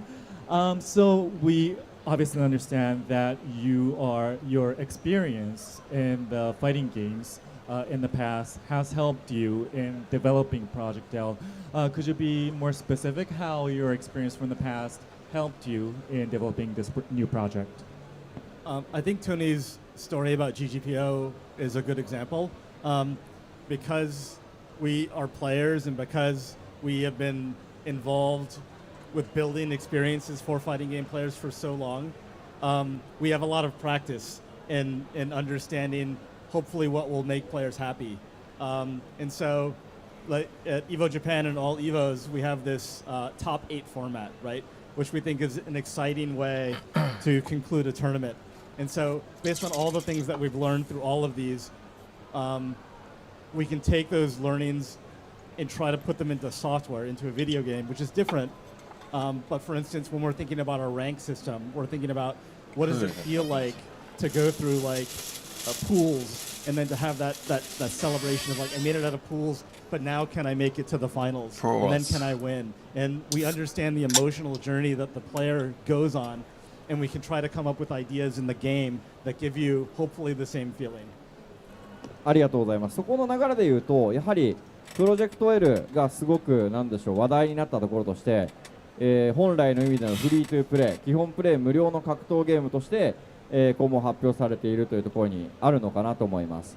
ここでいうフリートゥープレイっていうのは、ゲームとして完全版であるものをいつも無料でプレイできるということですね。これ格闘ゲーム実はちゃんと達成できているタイトルってほとんどなかったので、今回プロジェクト L 最初からそれを標榜しているタイトルになるわけですけども、これ一体そのプリティプレイにしたかったっていう理由と、そしてやっぱりどういったマネタイズを考えているのかっていうところも気になっているところです。その2つについて伺っていて、いただけますか。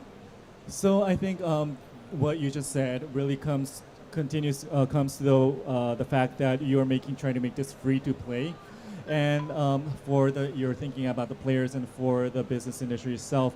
But I think he's saying that he thinks that the only titles, well, most titles have not succeeded in making their games actually free to play. So could you tell us about why you want to make it free to play, and also how you're trying to monetize this Project L? Yeah, one of the things we're trying to do with Project L is let more players find the magic of fighting games. And right now there are many barriers. One of the things that can help players making it free to play, where they can experience the breadth of fighting games. One of the things that we're very serious about is making sure that they get a genuine experience, and so we will never try to sell power, right? So they should be able to have a full-strength character or explore the roster without having to pay. And that will lead to more engagement, and then when they spend money because they love the game, they'll feel good about it. They'll feel good about it before the purchase and then after the purchase. As far as models, like Riot has other titles in the free-to-play space, like League of Legends and Valorant, that are very successful. So we're going to borrow ideas from those games and make sure that they make sense in the fighting game genre. For example, both of those games will sell cosmetics as opposed to power. So maybe both of those games will sell cosmetics as opposed to power. So both of those games will sell and make sure that that are very successful. So we're in the free-to-play space, like League of Legends and Valorant, that are very successful. So we're going to borrow ideas from those games and make sure that they make sense in the fighting game genre. For example, both of those games will sell cosmetics as opposed to power. So maybe that's そこで。なるほど、ありがとうございます。そしてお二人は先ほどもね、序盤に話題が出たんですけども、ライジングサンダー、という F2P、これも F2P だったんですね。格闘ゲームに、関わっておりました。でこの開発経験がですね、プロジェクト L にどういうふうに生かされているのかというところにちょっと伺っていきたいです。で中でもこのライジングサンダーはかなりこの格闘ゲームのでも早い段階でクールダウンの必殺技を使うと一定時間使えなくなる代わりにワンボタンで出せるクールダウンシステムっていうのを、搭載した格闘ゲームになっていまして、それがねすごく個人的にはリーグオブレジェンドのシステムとすごく近いなと思ったんですね。なのでそのあたりについてちょっと伺ってもらってもよろしいでしょうか。So we understand that you in the first half of the interview you said that you were involved in developing Rising Thunder, and this development experience of Rising Thunder probably gave you ideas for doing Project L. And for example, the cooldown system, which probably was from League of Legends. This game was one of the first games to introduce cooldown system. So like that, could you tell us about how your experience with developing Rising Thunder is helping you in developing Project L? So let me talk about our approach to fighting games. and just our approach to everything we do. There are so many great fighting games being made today, and we can see many of them here, and even the upcoming ones. They're so impressive. If we're going to do something, we feel like we need to try something new. Like we will experiment to see if we can like find new things that can make fighting games better. Like with Evo, the open bracket format was an experiment, and it worked out. Cooldowns in Rising Thunder was one of those experiments, but it didn't work out. We weren't really happy with that, and we think taking options away from the player, like you hit a button and then you can't hit that button again for 5 seconds or something, that was not a good idea. But there was a reason why we thought that was interesting. It was to try to balance simplified inputs. Okay, and so we've taken those learnings and we're applying those to Project L. And so we think with Project L, and this is like, we've even learned more developing Project L. And when we finally get this game to players, you will teach us so much more about this game immediately, right? And so the way that we think about this project and all of our projects is, can we constantly be learning and making things better and and try new things, not be afraid to try new things. But if they don't work out, listen to players and change. ありがとうございます。そこに関連する話だと思うんですけども、リーグオブレジェンド、元となるね、リーグオブレジェンドといえば、2週間に1回アップデートされるっていうところでも、すごく特徴的なタイトルになっていますが、格闘ゲームに関して言うと、一般的にはあんまり頻度の高いアップデートっていうのは求められていない、好まれていないというそんな印象があります。プロジェクト L っていうのはこのバランス調整についてどういうアプローチを取るっていう予定なんでしょうか。So in relevance to what you just said, League of Legends, they has been doing updates every 2 weeks. And for fighting games, those updates, a lot of updates are not so favored among the players, to my understanding. So Project L, how are you going to keep the balance? How are you going to make adjustments? What are your thoughts right now? We take inspiration from League of Legends, but for everything we do, we will do what's right for a fighting game. And so what we like about League is we think constantly keeping the game updated makes sure that the game doesn't stay in a bad state for too long. But part of the fun of fighting games is seeing an overpowered technique and then the players try to figure it out. And maybe they can counter it, right? And then can you have a counter for the counter? And if you patch the game too quickly, that's not possible. So we're going to, we won't patch every 2 weeks. It's pretty safe to say that. We're going to find the right time between patches that works really well for a fighting game. And this is an area where once we are live one day, we're really going to listen to players. And if you tell us we're patching too quickly or too slowly, we'll try something else until we get it right.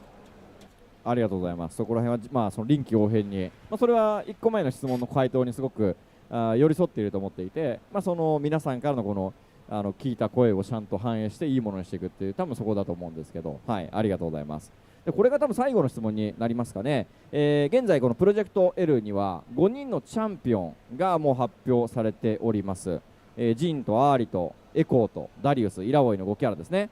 で、プロトタイプではカタリナの姿もあったわけなんですが、この採用するチャンピオンを決めるとき、一体どんな要素を重要視しているのかなというところについて最後に伺わせてください。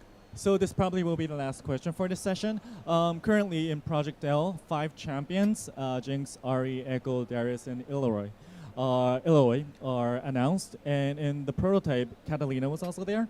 And so when you decide on the champions, what elements do you place emphasis on? What elements do you think are important when bringing in champions to the games?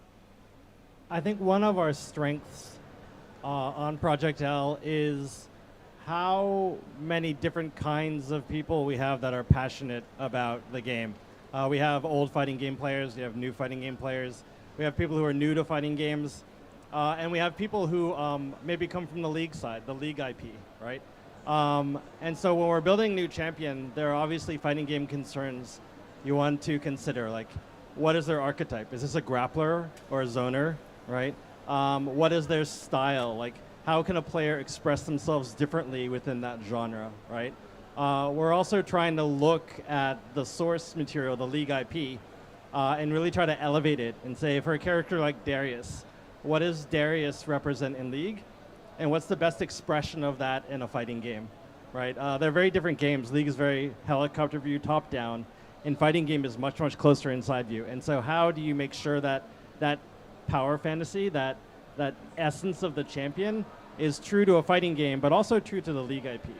And I think one of our strengths as a team is we have so many different perspectives on how to accomplish all of those things. And we'll iterate on a champion continuously until we feel really great about it. はい、ということで、以上となりますが、結構プロジェクト L 云々というよりもやっぱりこのキャノン兄弟お二人がどういうふうに格闘ゲームに携わってきたかっていうのと、これからどういうふうに携わっていきたいかみたいな話がかなり聞けたのがすごいいい機会だったなと思います。皆さんもいかがだったでしょうか。それでは we'd like to have a word from you, both of you. Oh, wow. I see all of you, and I see more people behind you. I see more people over there, and more people over there. So exciting to see so many people who love fighting games all in one spot. そうなんだよ。エボってだ We っ love て coming to Evo every year, and it's what we're 全員 trying to ここに achieve. 来る So 来 thank て you る all 人 for が coming, 格 and I ゲー hope が you've 好 had き a great だから time. ね。Yeah, one of the things that's very special for me about fighting games is coming to these events and seeing the same people. You know, maybe you only see them once a year, but people I saw 15 years ago or 10 years ago are still coming, and you see them and it's like a family reunion. So I'm so happy to see all of you. Like, they've been a big part of my life, and I'm hoping to see many of you in Las Vegas this year as well. というわけでありがとうございました。ありがとうございました Thank you very much Thank you very for the much. Cannon Brothers。ハメコさんもどうもありがとうございましありがとうございまたし。それではこの後もエボジャパン2023目いっぱい楽しんでください。どうもありがとうございました。ありがとうございました。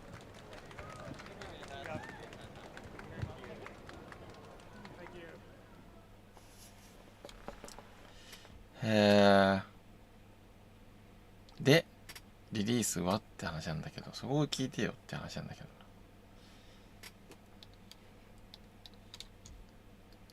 一試合してもらうか。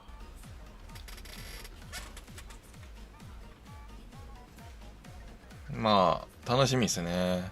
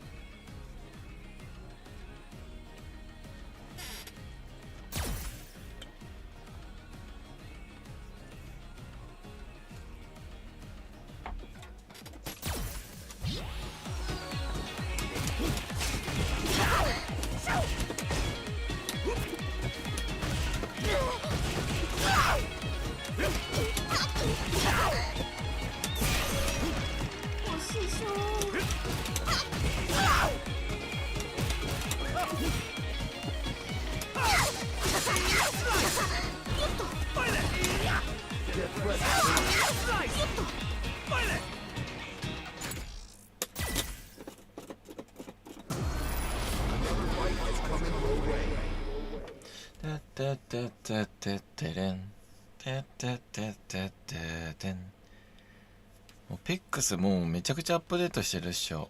もう数ヶ月やってないよね我々。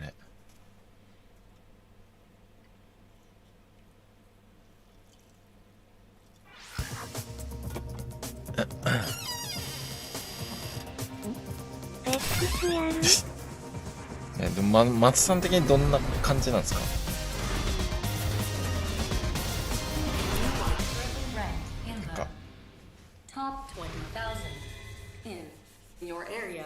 小生的やなんか全然大丈夫よ。回復したんすか？もうやらない。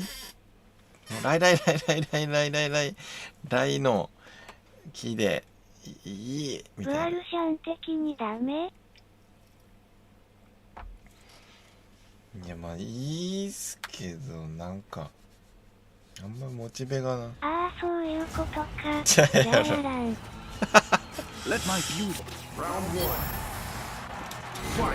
回復したんすかね。あんま小生的にはなんかあんまモチベがなくなっちゃったな。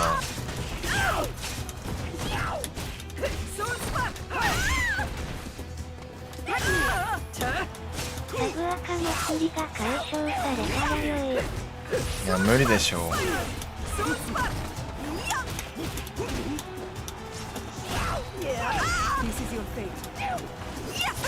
だって6も発売されるし、普通にバルログ楽しいし、まあ気晴らしにやるのはいいっすよ、全然。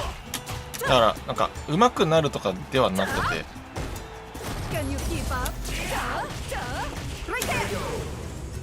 なんか気晴らしペックスみたいな、気分転換ペックスみたいなのは全然いいかもしれないね。まあ定期的に週1ペックスのあれはもうちょっとだったらスト6でスト6とかボンバカとか、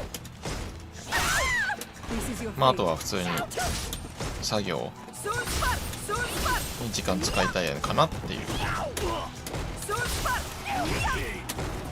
たまにだったらね。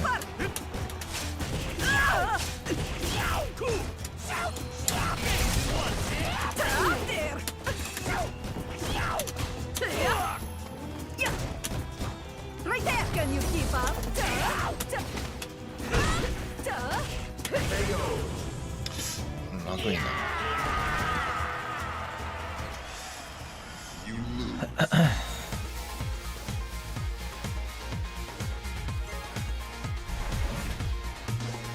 まああとはね、マルキューさんが早めの時間に寝られちゃうので、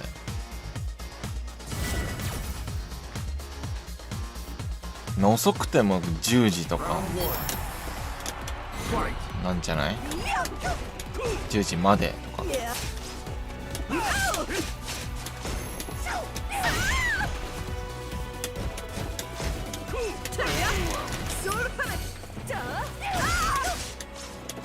転職したばかりだからいろいろ覚えることたくさんだからしょうがないよ。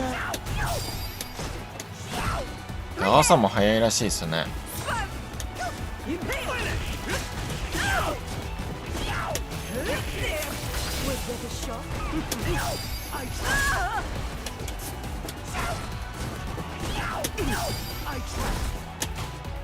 まああとはあれだね、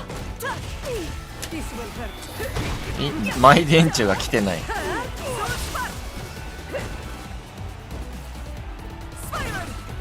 んかずっとかきついてるぜ。ちょっと重たい。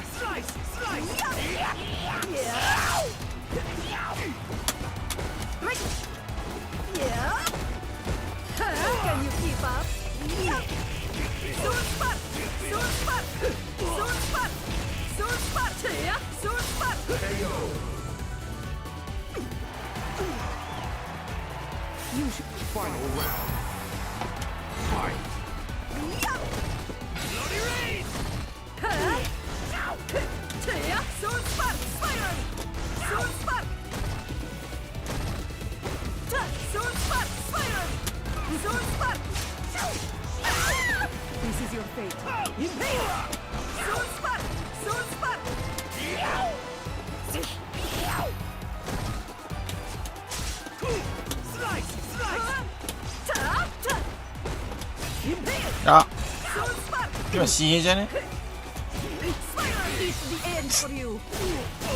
はい、引退します。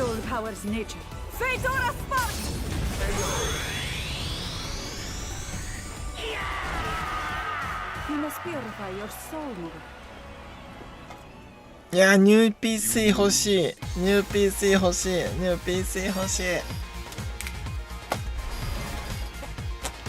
バルログのカードだ。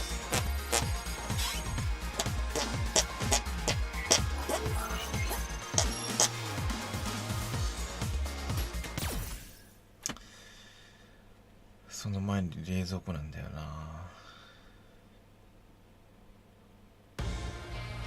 はい。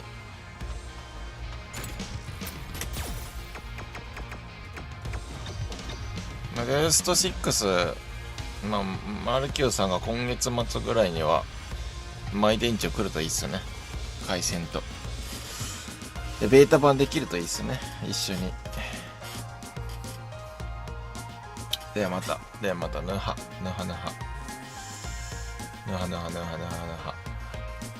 パラン、パラパラパン。マイ電柱と冷蔵庫がないパワーワード。冷蔵庫がない。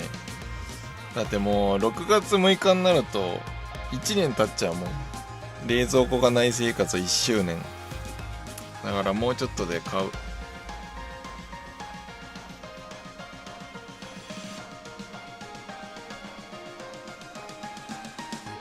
にゃがにゃがにゃがにゃ。